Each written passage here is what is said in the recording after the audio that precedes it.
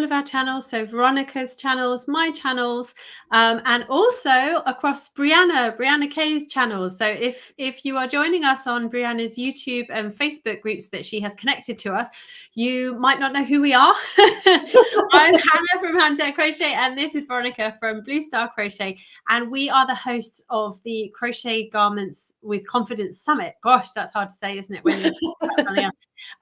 This weekend, and we have just had Briana's amazing presentation about flat garments, flat panels to make garments with. And Briana has something that's come up. She is hoping to join us, but if she doesn't, we are here to answer all of your questions. Sorry, so come on in, ask us. Oh, there's people chatting already. I haven't got the chat up. Sorry, everyone. Hi. Yeah. Oh, Michelle's here. You found us. I saw you watching, Michelle. Hello from Texas, sorry. Angela's here. Hi, everyone. Hi, Angela. Let us know what you thought of the presentation. What were your take-home points and what you would like to ask us. We are here for you.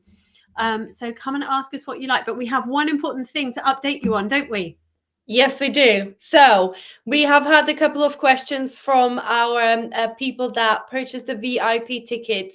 And if you've been struggling kind of where to go and what link to click and where we are at that moment for the live weekend summit, we have added the links to the designer's presentation inside the Plan Your Summit weekend module. So if you log into your VIP dashboard, go into the Plan Your Summit weekend, and we have added just a couple of quick links for today, and the rest will be added later on tonight, ready for tomorrow and for Sunday. So if you go into the Plan Your Summit weekend, and the next presentation coming up is the fabulous Salena from American Crochet Association, and there is a link right there next to her name. So if you click on that link, that's when her presentation is going to premiere for this live weekend. You of course have got the presentation inside the VIP section as well, but just to make it easier for you guys to join us and to know where we are at that moment, that's the link you can click. And then of course the live Q&A, people are finding us, luckily, because I can see people coming in with the comments, so the live Q&A will be in all the usual places after. Lovely. We have people from Texas, from SC, so I'm assuming that's South Carolina. My geography is terrible, my knowledge is terrible, but thank you for the links. No problem at all. And we have our first question. Hurrah. Which construction type, bottom up or cuff to cuff, if we wanted to use different stitch combinations? Amazing presentation. Yes, when Veronika and I watched Briana's, obviously we got to see all the content way before. We watched Briana's and we were like, wow, like those diagrams and the way she just builds and builds and builds the knowledge. There's so much, like they're so simple, yet they can be so complex. They can go wherever you want them to go. They can go, can't they? So what do you think then, bottom up or cuff to cuff? For different stitch combinations, it depends where you want to place the different stitch combinations. That's the main thing. And obviously it depends on the actual stitch combination, because then you have to decide which way you want the stitch to face as well. How tall is the stitch? Are the stitches kind of smaller? So it really depends what different stitch combinations you want to use, because as an example, if you're using the shell stitch, my personal preference would be to kind of work bottom up. So you've got the shell stitch kind of facing the orientation, isn't it? Yeah, facing up. But then when you go over to the back panel, you'll have the kind of shell stitch upside down. So it is a tricky question to answer if you don't really know the stitch combinations you would like to use. But yeah, both of those constructions could work if those stitches are kind of like universal, that they look just as good upside down or left to right, if that makes sense. So I think it would really depend on the stitch. I think also if you were doing cuff to cuff, you'd need to really think carefully about the placement of it, because if you're going cuff to cuff, like you have to have it in the right section of the sweater or whatever it is you're making, don't you, for it to run properly. You couldn't you couldn't do a section here and then just randomly change and then not have it symmetrical. if that makes sense. So I think it would require a bit more thought beforehand for the cuff to cuff, but you could definitely make it work, definitely. But bottom up, I think you could be a bit more organic, perhaps, couldn't you, about where you use the different stitches? Yeah, definitely. Oh, Julia's saying absolutely loved Briana's presentation. Yes, you did too. It was one of those you couldn't take your eyes off it because you would like miss something important in the blink of an eye. Yeah. Yeah, definitely. And I kind of think it as well, it kind of busts some of the myths about, you know, flat garments not necessarily having good shaping to them, or not necessarily being adaptable, or not being very easy for beginners, but actually they really are. You just have to know the construction and we've said this before in the other presentations, haven't we already? You just need to know how it's going to be made, how it's going to come together. And I've started doing that actually in all of my video tutorial pack. I begin with like this is the construction. You have to understand how you, like this yoke, for example, you have to understand how we put the yoke together first, and then where you can adjust for it to fit for you, etc. So it's so that is the great thing about, I always kind of say that when you purchase a pattern, I know people are so eager to kind of jump in and start making and, you know, get the gauge swatch out of the way and dive into the pattern. But just so you know what is coming, I honestly tell people to kind of read through the pattern. You know, don't read stitch by stitch, but just kind of try to visualize the journey of the pattern. Like you know, you start with the back panel and then this and then that, and then that kind of gives you the continuity and how that's going to work and how the whole sweater is just going to come together. So that's really great thing to do as well before you dive in. Definitely. Oh, and Tina's here with us saying, I'm currently working on the granny square jumper, and I have to say I'm not now looking forward to the seaming it together. Oh dear, Tina, did you see Sarah's presentation, the seaming presentation? It's an awesome one. But these things, they are a bit scary sometimes, aren't they? Anything that you try for the first time is a bit scary, isn't it? But you know, what's the worst that's going to happen? You're going to have a go, and it might not be exactly how you want it first time, but that's fine. It doesn't matter. It absolutely doesn't matter. And like you said, it's a trial and error. So you can always kind of just pull it back out and try a different way.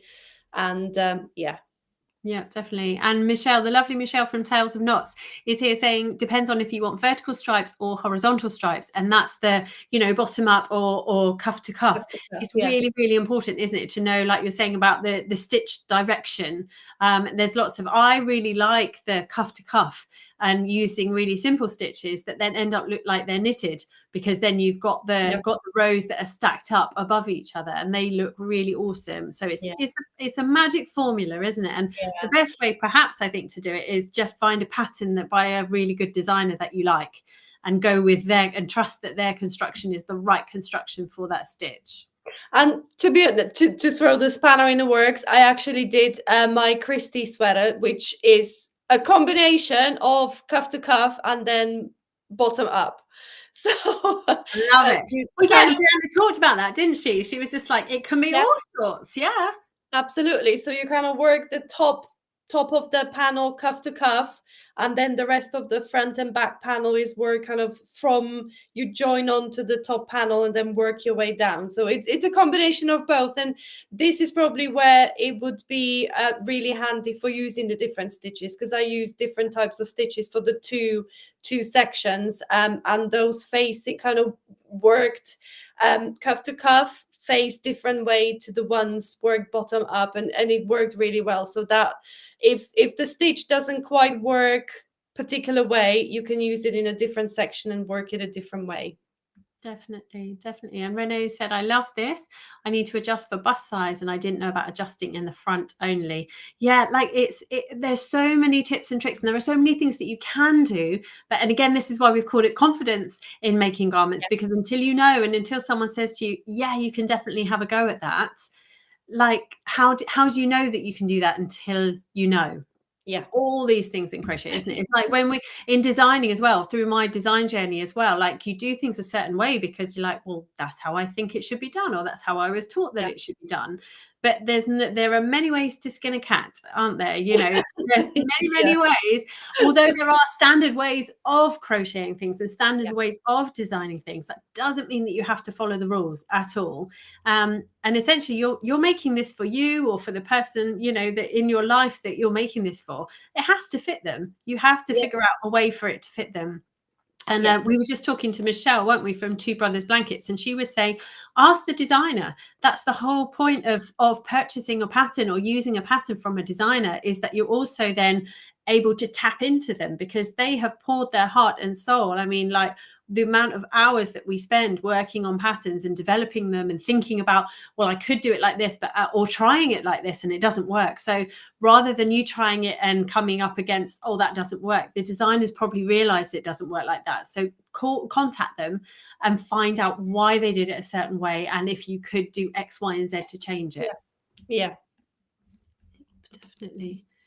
And then we have, Nessa's back. Hello, Nessa. It was a wonderful presentation. I have to watch it a few times. I wasn't able to visualize the construction for the cardigan with the mosaic at the bottom. What type of construction is used?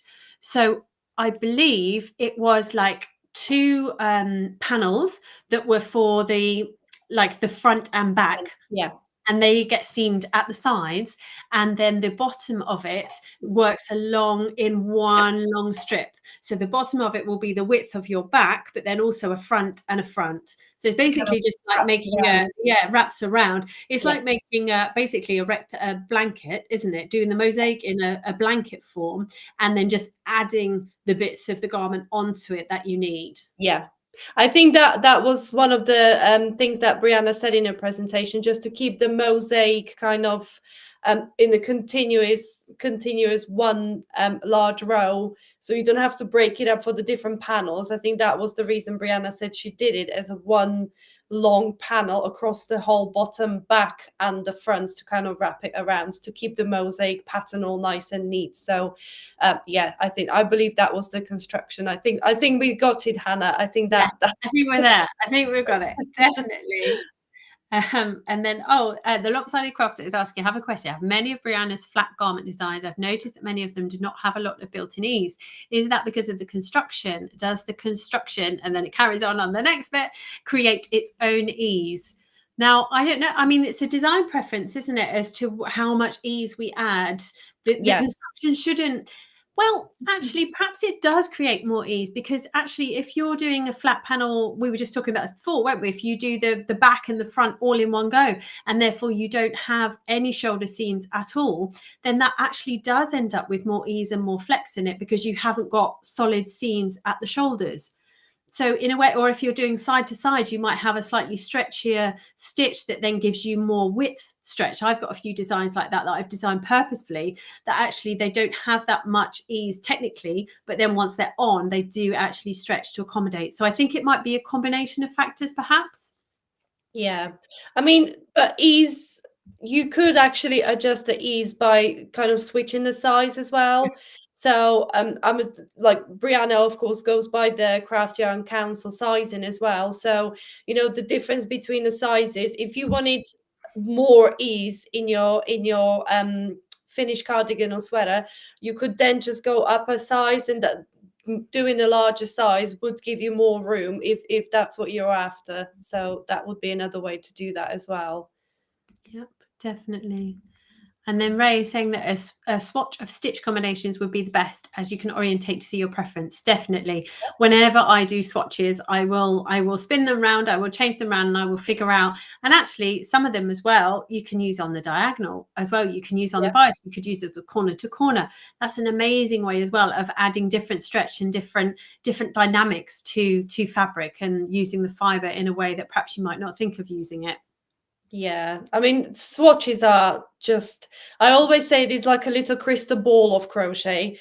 When you do your gauge swatch, it will tell you so much about the finished garment, you know, the drape, the stretch, and how the fabric is going to behave, how it's going to sit on your body. Is it going to kind of be like a cardboard box stuck on you, or is it going to be nicely molded to the shape of your body? So doing a swatch of those stitches just to work out the orientation as well, that's another great way to kind of do that.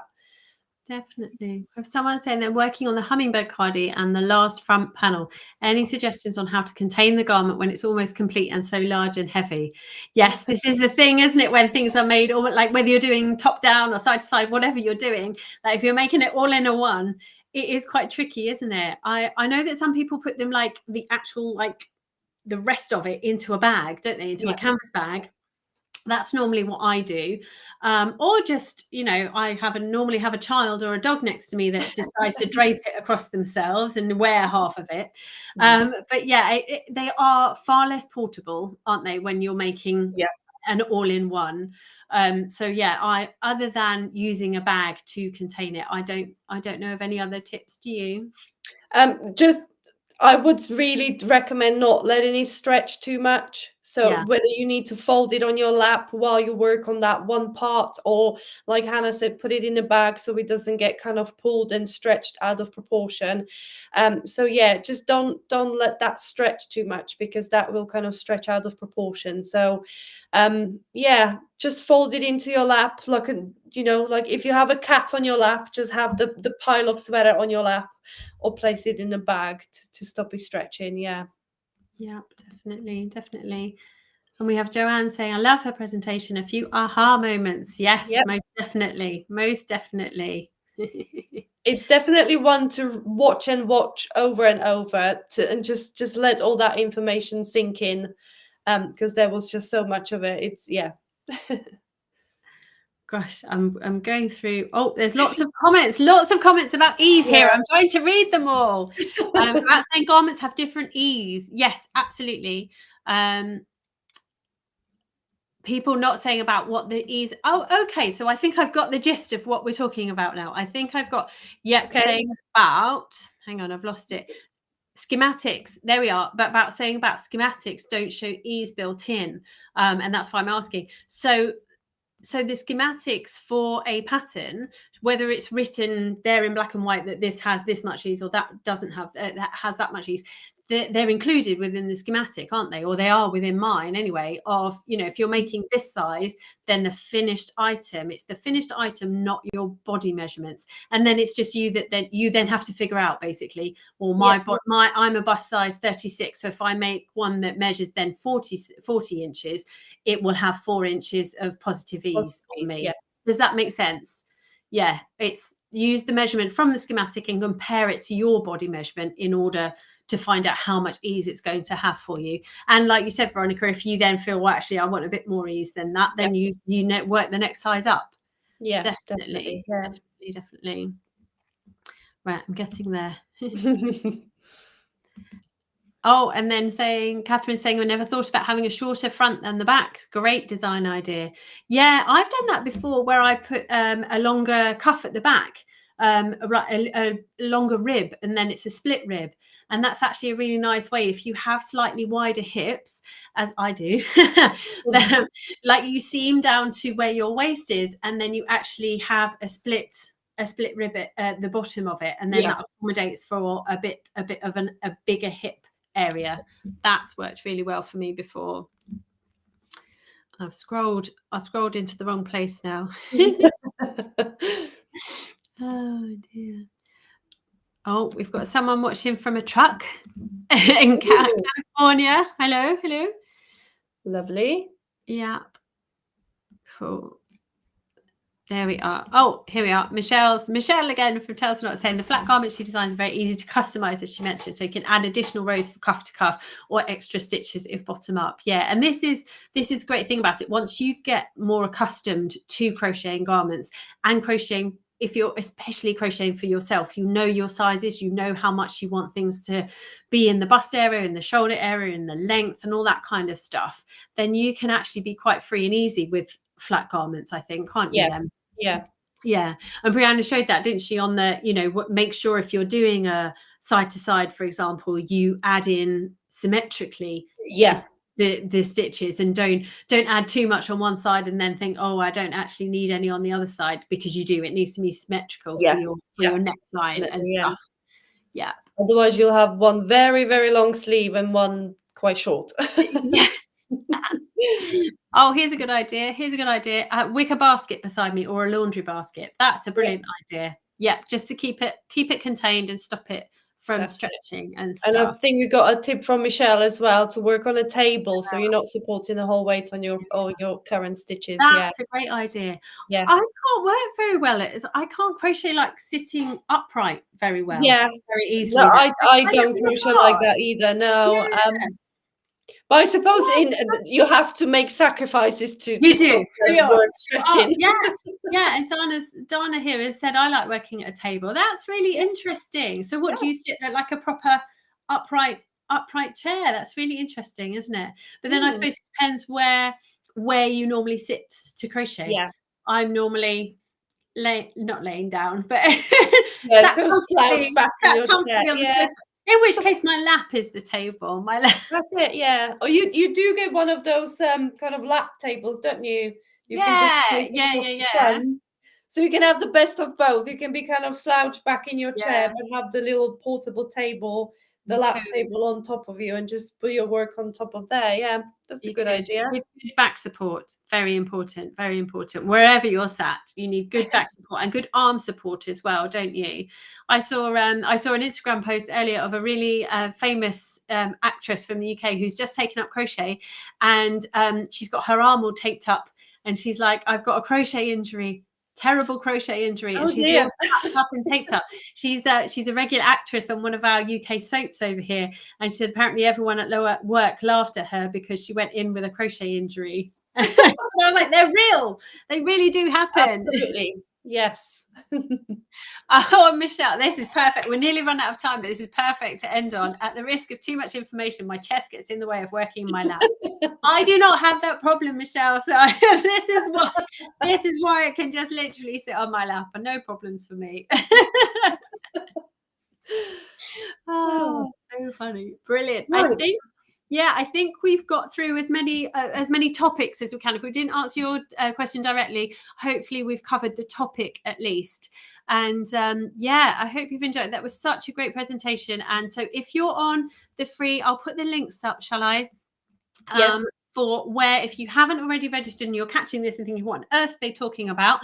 This is where you can register to watch the rest of it. We're here all weekend, Saturday and Sunday. And then if you log into your course, once you have purchased either the VIP ticket that has lifetime access or the free one that lasts for this weekend, you can go into your course login and you'll be able to find out where the next presentation will be happening. And you'll also have chance to rewatch Briana's video again. If you're on the free version, you'll have until, when is it, like 24 hours time? 24 hours from 24 hours time in order to watch that. But if you're on the VIP one, you can just watch it as many times as you like on repeat. That's right. Yeah. Cool. Lovely. Right. So pop on over to your course platform, find out the link for the next video, which is, as we say, Selena from the Crochet Association. And that is talking about a similar but very different topic about making crochet garments from rectangles. Simple rectangles. So come and join us on the live session straight after that. Yes. Then we'll see you very soon. Bye.